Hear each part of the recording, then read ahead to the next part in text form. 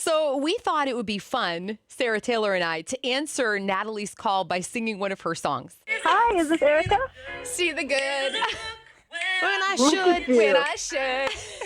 Know what it feels like. Don't feel right. Something. Hi, Natalie. It's Sarah, too. It's Sarah and Erica. Hi, Sarah. Hi, guys. Oh, man, that was the best answer you could have possibly done. That was awesome. Do you like our BGVs? I think we might need them all the time. I don't know. We're your backup singers. That's it. You got us. You know, Your cheering section. Listen, if you can dance too, you're in. Oh, I'm out. You really don't want that. Hey, I'm going to step out. Erica told me she was going to talk to you, so I came to say hi real fast. So hi. Oh, my gosh. Hi. Okay, here's Erica. Bye. Okay, bye. Natalie, it is such a joy to meet you because you are a joy. I really Oh, appreciate following you on Instagram. It's just an Oh, instant man. joy fill up. So I want to start off with, where does that joy come from? I mean, I know you don't smile 24/7, but you've got joy, girl. Oh, girl. Yeah.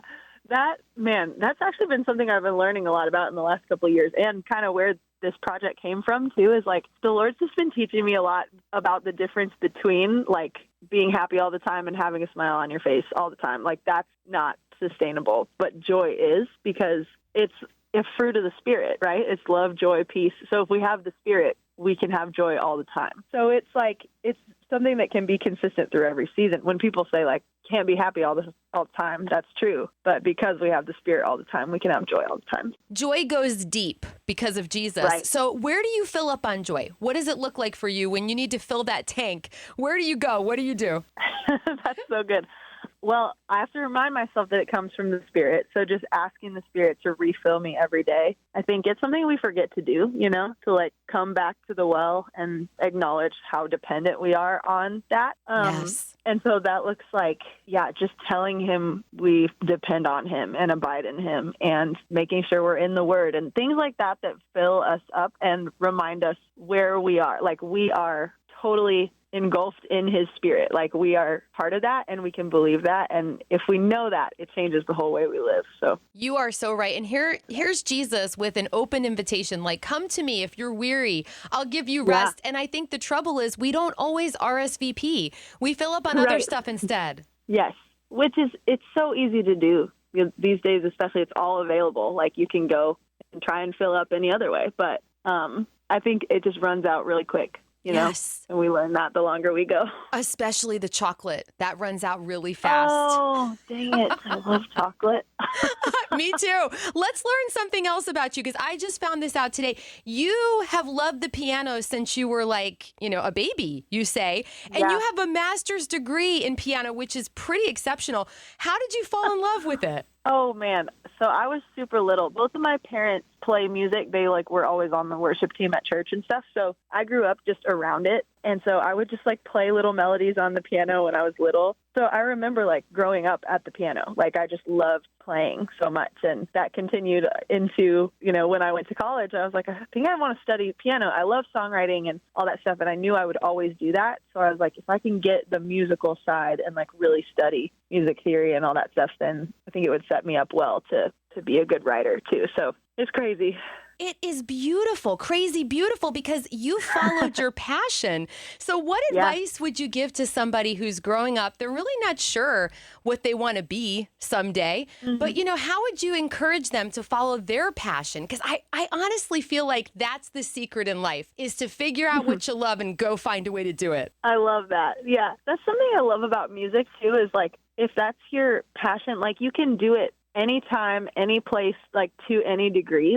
I have a lot of friends who do music on the side and they're so happy with that. And then I have friends who are doing it for a living and they're so happy with that. So I think the key really is to start small and be consistent with it. And people ask me too, how do I get started in music, or how do I go for this? I'm just I don't know, 5 minutes a day. Spend 5 minutes a day doing the thing that you really love. And then it's amazing how the Lord just grows and grows and grows it when you're faithful. And so that's what I would say, is if there's anything that you love, maybe you don't want it to be your entire job, or maybe you do, but just start small, be consistent, be faithful, and just watch what the Lord does because he loves that. That's fantastic. Well, I think you're a great songwriter. I wrote down one of my favorite lyrics that you wrote, maybe with some friends, but hey, it takes a team. It don't take fake rose-colored glasses to see the gold in the madness. What does that mean to you, Natalie? Oh, man.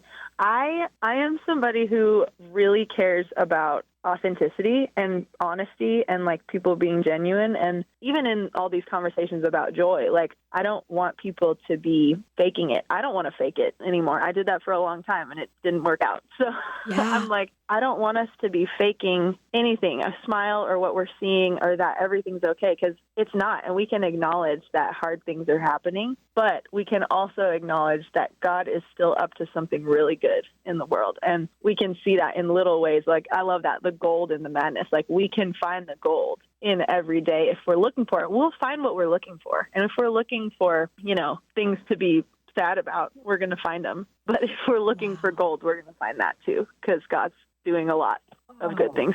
You could not be righter. And it's funny, I'm the kind of person, I know that's not even a word, but I'm the kind of person where I feel like God left us clues all throughout the world. Like, you have to go mining for gold. It's not just popping up. You have to go look for it in the darkness so often. So what you're saying is true. I mean, I love that, even that picture of like gold is in the dark places sometimes. Like, you have to dig for it. We're writing a song now. That's a great thing for us to remember. You're a songwriter now, too. That's amazing. Yay! That's so awesome. Well, let's stay on gratitude here for a second. You've got a song called Grateful For, which is absolutely awesome.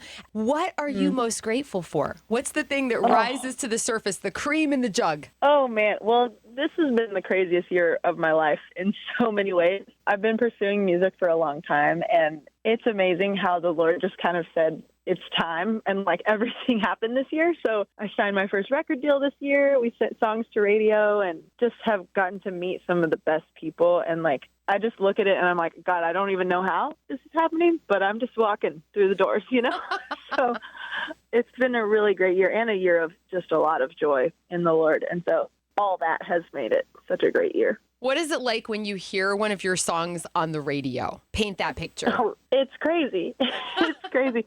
Well, and it's cool, too, because in that, I feel like when I hear a song of mine on the radio, I'm like in the same spot as the listener at that point, just like in my car jamming, Yes. And so I'm like, this is so cool to like be on this side of it and how it can, I don't know, songs can just like bring a little bit of light to your day when you're driving around. And it's been so cool to see and to hear people say that it's meant something to them, and then being on the road and people know the songs and like to get to sing it with them and see the listener's side of it, like, makes the whole thing worth it. You're wonderful. And it's clear that you have a relationship with Jesus. You wrote a song called Love Me Back to Life. How did he do that for you? Oh, Love Me Back to Life is like my story in a song. I'm a church kid. I grew up in the church, Yeah. I think a lot of listeners can relate to that. And it's kind of a unique story because I think we hear a lot of, testimonies and salvation stories that are like, God took me from really dark places to now I'm in the church and seeing this. But that wasn't my story. I grew up in the church. I love Jesus. And then as a teenager, I really committed my life to him. And so Love Me Back to Life is just like talking about that story of like growing up in church, but wanting to experience Jesus myself for real. And the moment that he met me, it like changed my whole life. So when he brings that light into your eyes for the first time, like you never can turn back from that. So that's my story in the song. That is so awesome. How did accepting his love, realizing it was for you, change things for you? I think it changes everything. My mom always used to say this when we were younger. Like, she just always used to say, like, if kids know how loved they are, it changes the whole way that they live. Like, you'll see the fruit of it in their actions. And I think that's true for us with the Lord. Like, as soon as we realize how loved we actually are, you'll see it everywhere in your life. Like, it just happens. It changes the whole rest of your life. So I felt that. And the only way I could describe it really was like, it was like I was seeing the world in black and white. And then all of a sudden I was seeing the world in color when I really accepted his love for me. And so, and it's just, I mean, it's like I was saying, like, you can't go back once you've seen the world in color, Wow. Yeah. I'm loving what you just said. That is absolutely brilliant. And I'm imagining that your mom never had to say, come on, piano lessons, get excited. You were just right there on that bench ready to go, weren't you? I was ready. Well, they were smart about it. My parents bought me like a little keyboard when I was young, but they just like put it on the floor and didn't say anything about it. And it was like I discovered it. I was like, this is so cool. So they were brilliant about that. That is. So what do you say to a kid who's listening right now and going, I don't want to do piano lessons and my mom thinks it's a good idea? How would you encourage that kid right now? Oh, man, a few minutes a day of practice will go a long, long way. And everybody says when they're older, I wish I would have stuck with it. I wish I would have stayed in piano lessons. And so you don't want to say that when you're older. Just you stick with it day by day. You'll be really glad you did. Natalie Layne, you are an absolute joy. I hope you'll come back and hang out with us again on Spirit 105.3. And just know that we are cheering you on from Seattle. Oh, you guys are so precious. Thank you.